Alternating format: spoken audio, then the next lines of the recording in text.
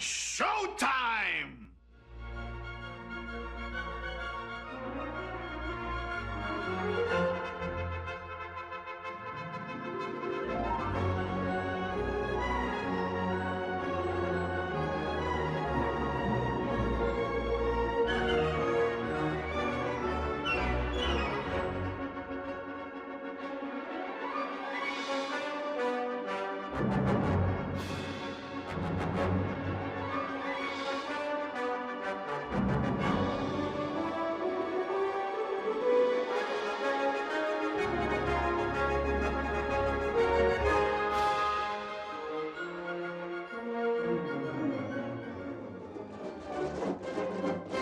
It's a wonderful nowhere, the movies.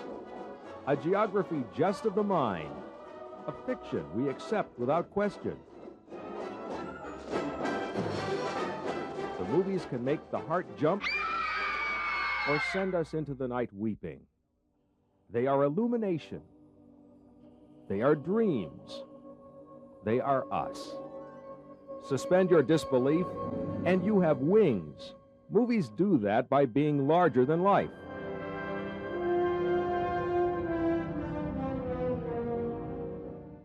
So we convince ourselves that movie stars can't be like the rest of us. Nick, the time machine's gone berserk. Whoa. That they too have to be larger than life. In a moment, the stories of three otherwise ordinary people who believe that too. For once upon a time, Dennis Arndt, Diane Cannon, and Craig T. Nelson sat in the Spokane Theater and dreamed of a life in a distant place, among the stars and all that glitters.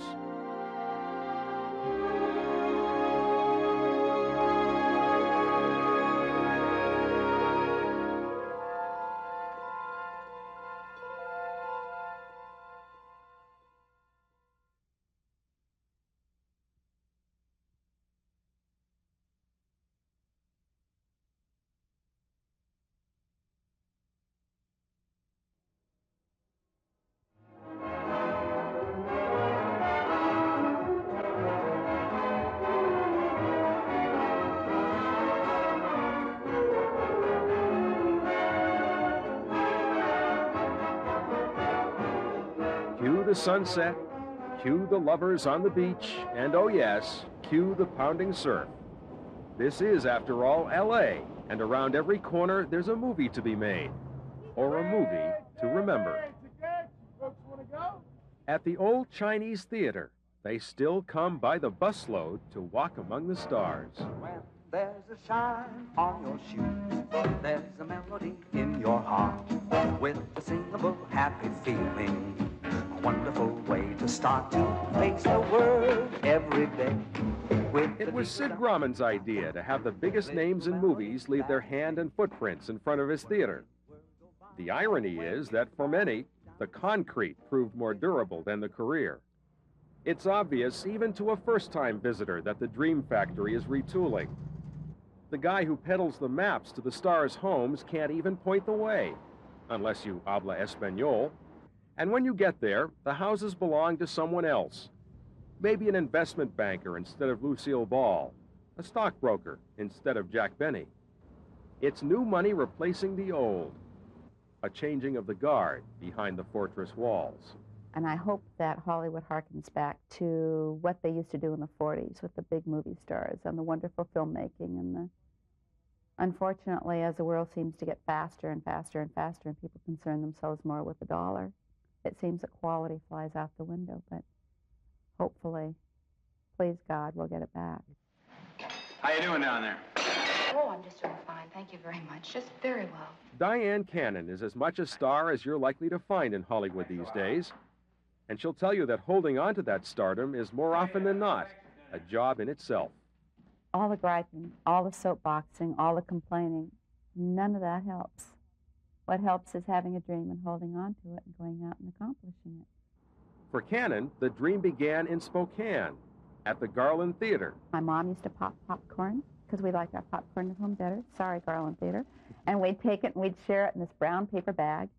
And we'd see movies, and I'm sure that's where the seed got planted. What's remarkable is that she's not alone. Spokane, at one time or another, has been the home of several current film and TV stars. In fact, Craig T. Nelson, TV's coach, was born here. What's yours is mine. What's mine is yours. Well, I hope you socked some of yours away, because I spent all mine on jock straps. Growing up in Spokane was like the best thing ever for me. I mean, the parks and Cannon Hill and skating, and then, you know, autumn and the seasonal changes, and then those, you know, Indian summers and in the winters. You know, I mean, God, you know, it was just great. And one of the LA lawyers also had a brush with Spokane early on. Dennis Arndt says he got his start on the stage with a little help from the man upstairs. You're having a baby? Excuse me. I told you that as one friend to another. Are you the father? Grace, we're not going to use that against The you. hell we won't. Arnold. Victor Cifuentes. Shut up, Jack. All of these clients are ours anyway. We brought them here. Hey, what about when I walked with my She and clients? Victor are He having a jumped all baby. over me. I suppose my first theatrical training, really, was probably as an altar boy at St. Pat's in Spokane. You know, I mean, you have lines, you get a costume, you're responsible for a greater kind of cathartic movement of a piece, and you have audience responsibilities, blocking, all that stuff. No, I think we would come off more sympathetic if you do it. A good performance is one, you know, I mean, the more somebody is acting, the more in the way the actor is of the material. And so the trick is to kind of get out of the way. Dennis Arndt doesn't fit the bill of your average TV or movie actor. For one thing, his house isn't Hollywood. No guard dogs or security cameras. In fact, you half expect Ward Cleaver to come bounding out the door. What you get is more like a character in a David Lynch movie. And I wasn't standing outside the window going, please let me in, you know, can I come to the table? I was invited, I was called in. I was busy working at the time on stage doing Iceman Cometh, a Eugene O'Neill play, and was called to town. Mary Tyler Moore, I played that, her husband on her comeback in a show called Annie McGuire.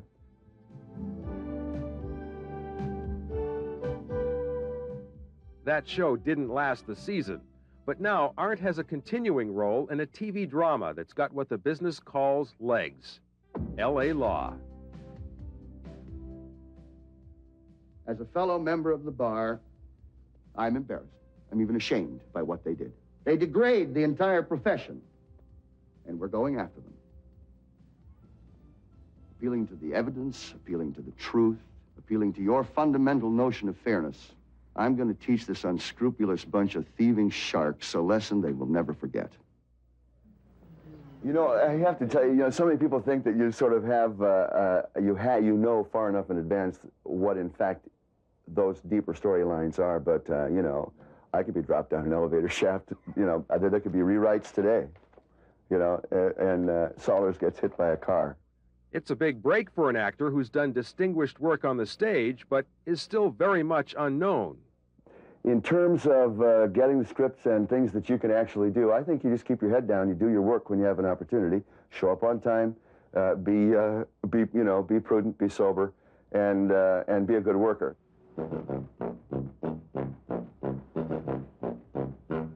Arndt learned his work habits early.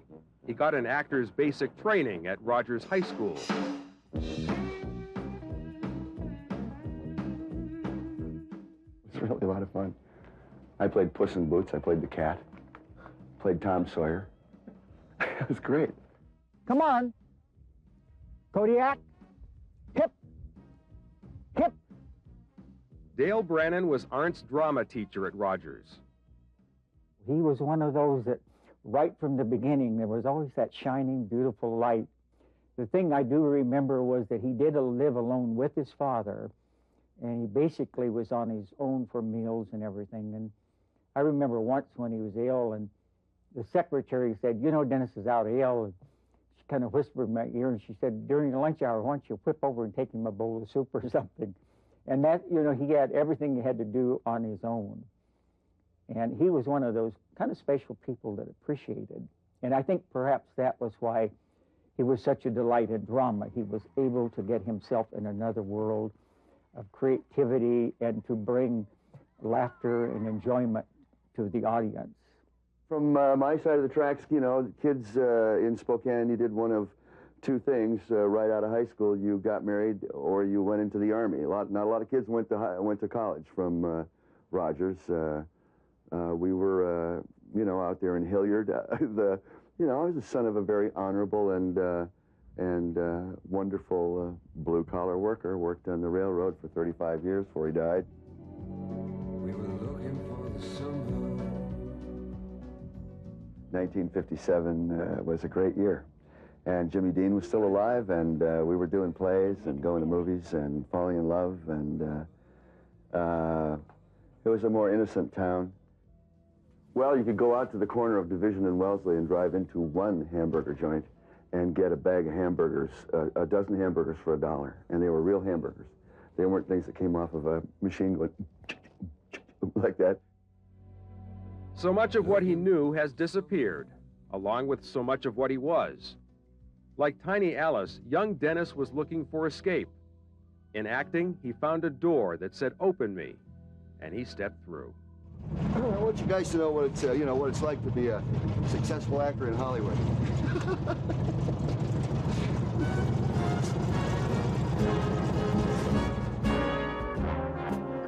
Am I blue? Am I blue? Diane Cannon should be crying crocodile tears. She's had to sacrifice her house for her career. She needed money to finance a movie, and in Hollywood, real estate is still the ultimate bankroll. But her current digs aren't bad, and that's where we found her, on a bright morning in Beverly Hills. It seems to be a male-dominated society. Here in Hollywood, we don't get equal pay with our male co-stars. We don't get the job opportunities. We don't get the parts written for us. So she did what few stars have ever done. She wrote a part for herself, and then she wrote an entire movie. She calls it The End of Innocence. You're not God! You're not somebody who can stand there and tell me what to think and how to be and what to do! You're not in charge of my life! I'm in charge of my life! It's about a woman reclaiming herself. It's about a woman who spends most of her life trying to please everyone around her, making herself last. And what a difficult job it is to catch up once you've done that. You feel better?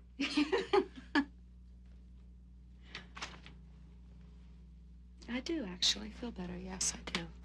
Innocence marks what could be the beginning of a directing career, except that she's not sure she wants to stay behind the camera. No, I don't want to direct for a while. I've turned down 3 films since I did my film. I spent 7, 8 months in an editing room. That was hard, 10, 12 hours a day, dark hole. And I'm an entertainer by nature. Oh. Hot milk? Are you serious? Her movie career spans more than 20 years, and she's worked with some of the biggest names in show business. It's heady stuff for the former Diane Friesen, who grew up in this house in North Spokane. I went to North Central High, and I went to Horace Mann Elementary. And the best thing I remember about Spokane was that my dad, every winter, used to take a hose out in the backyard and make a skating rink for us. We had a huge backyard. Girls warmed up to me then, I'll tell you that. They wanted to come ice skating. One of those girls was Joyce Anderson, now Joyce Miller. Yeah, we both lived about 5 blocks from school at Willard Elementary. And so we'd walk to school and from school. And I remember her big smile. She had a great smile, just like she does now. You know what's so strange about that? It's just so remarkable to hear something like that. Because I didn't really like the way I looked until about 4 or 5 years ago. Isn't that interesting? It's so wild to me. It's just wild. Well, I'm glad they thought so. I didn't. I was too busy working stuff out. Like so many actors, Cannon grew up at the movies. And she remembers one afternoon in particular at the Garland Theater. That's where Dickie Smith tried to kiss me, and I ran all the way home crying. I remember his name. I remember the afternoon. I just thought it was absolutely petrifying. So upset. Then when he didn't try again, I was really upset, so. I love you for sentimental reasons. Oh, Spokane was wonderful. It was wonderful for me, and if it had a slow kind of atmosphere around it, then that was great because it's what gave me my roots. And obviously, I think as we unfold in life, what we do is reflect our beginnings. I love you, and you alone were meant for me. Please give your loving heart to me, and say we'll never part.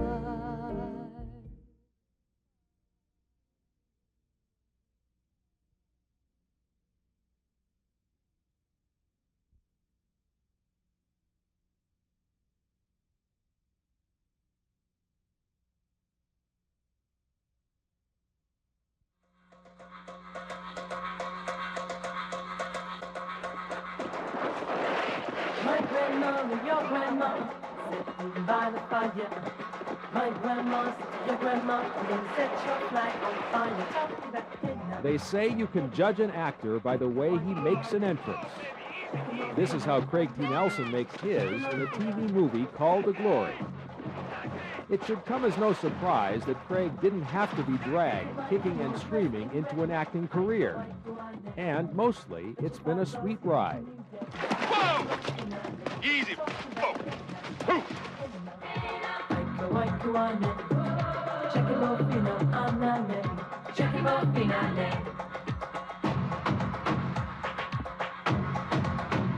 Craig started out as one half of a stand-up comedy team. The other half was pal Barry Levinson, who went on to become a leading Hollywood director. Raymond, why don't you have a seat over there? Mr. Bat, why don't you go to the other side of the table? That's Levinson opposite Tom Cruise in a scene from his Oscar winner, Rain Man. The last time I've seen Barry has been must be about 10 years ago. And the last time I've talked to him has been about 10 years ago. I did, however, get a telegram from him when we were nominated for our Emmy, the Emmy for Best Actor in a Comedy Series. And it was a wonderful telegram. It was really warm and lovely, and I appreciated it.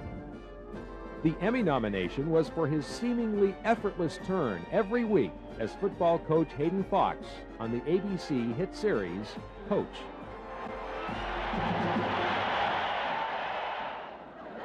Christina, how come you never told me how much money you made, honey? Is that a problem? Were you aware that you made more money than me? Hayden is, I think, a man that's caught up in what a lot of my friends and a lot of the guys I talk to are caught up in, and that's an identity crisis. I'm 47, and Hayden is 47. He's a guy that's a little less successful than I am right now, but I certainly identify with the panic that's inside of him. All right, Hayden. If you want me to apologize for not telling you, I apologize. But if you want me to apologize for how much money I make, forget it. I work damn hard for my money, and you know that. Craig's co-star is veteran comedy actress Shelley Fabre. She plays his anchorwoman girlfriend, Christine Armstrong. Hard work is taking 60 untrained kids and turning them into a well-oiled machine. Sweetheart, it's not sitting in a makeup chair for 2.5 hours and then just going out and delivering the news for 20 minutes. He has brought a life to Hayden that makes me understand on an ongoing basis how dearly Christine loves him. The other side of that is when he says something that is so incredibly just intolerable, it's totally easy to react to that. You know, Hayden, oh, you know, you just can't believe that someone says that, and he's just so kind of innocent. But I think it would be very good for our relationship if we were both willing to admit that, hey, come on now, you get paid an awful lot of money for a job where the only skill that's needed is just the ability to read. That's true, Peyton. And you get paid a lot for a job that doesn't even require that.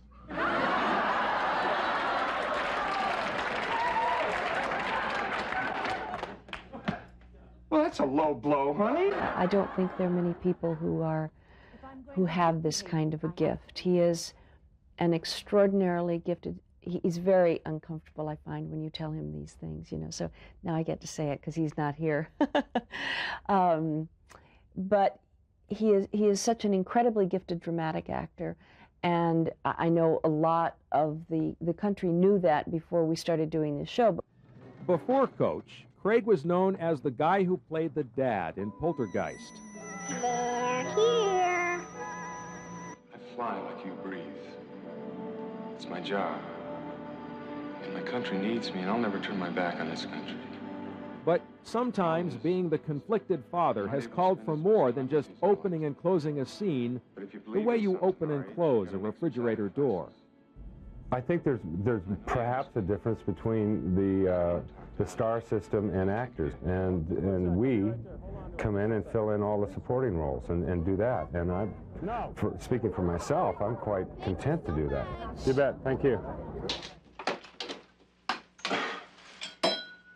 I learned early on that I was an actor, and that's what I wanted to do. I wanted to put on the makeup, and I wanted to, you know, go out and put on a costume, and if no one recognized me, that was great. But I did want to do that, and it didn't so much bother me that someone else was getting all of the thing, you know, the awards or whatever that is, or the applause. And getting the applause right now, Barry Levinson for his new film Bugsy. Suddenly, it's the toast of Hollywood. Why don't you run outside and jerk yourself a soda?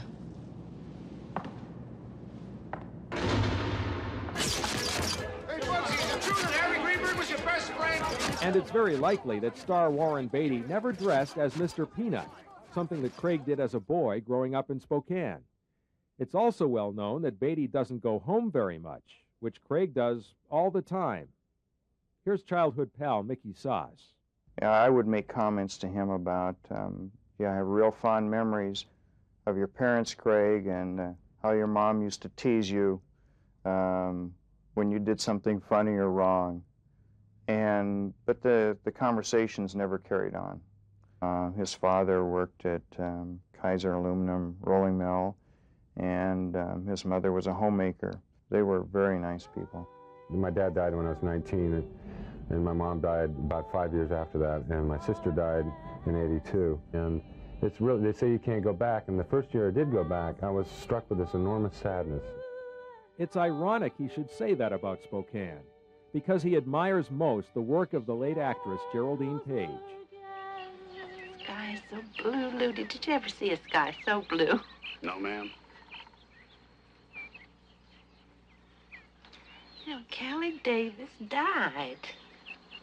She won an Oscar as the old woman who makes one last sad visit home in The Trip to Bountiful. That happened. And you know, the memories have come floating back, but there was something special that happened there.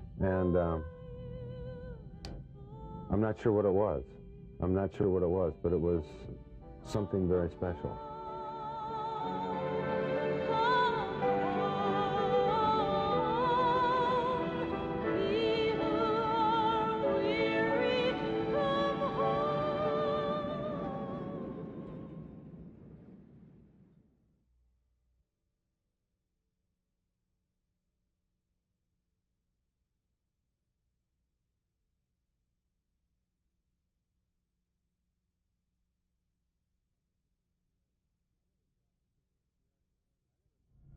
You know, I never thought that this could be the last people I see on Earth, and these would not be the people I would choose.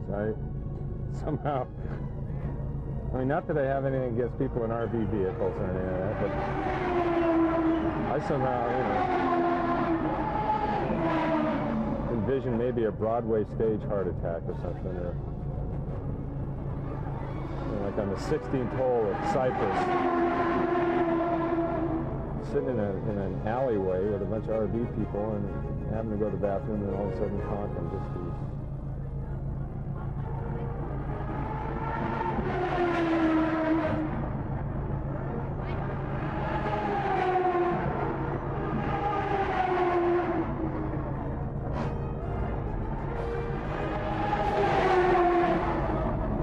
have one of these in Spokane, don't they? One of these races?